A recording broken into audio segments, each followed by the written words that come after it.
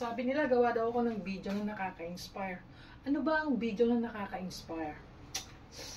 Sa loob ng 13 years ko dito, ang masasabi ko lang, syempre, tiyaga sa trabaho, and mahalin nyo yung trabaho nyo, and kung meron gustong mag-apply, tiyaga-tiyaga lang din. Kasi ako, 8 months bago ako nakarating ng Taiwan, and marami akong ginastos na pera bago ako nakarating dito.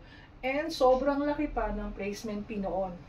Siguro, ang mga nagastos ko is nasa 200 plus. Kasi yung placement fee ko noon is 115,000. O, di ba ang laki?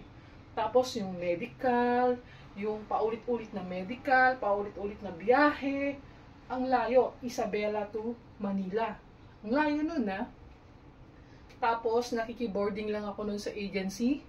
Libre naman lahat. Libre pagkain, libre tulugan, doon sa may pako. Kasi ang agency ko nun, sa Forever. Pero ngayon, wala na yata yung Forever. Hindi ko alam. Wala akong balita. Kasi parang naka-close na, tapos iba na yung name. So, paano ba tayo makaka-inspire ng ibang mga gustong pumunta dito sa ibang bansa? Wala akong maiisip eh.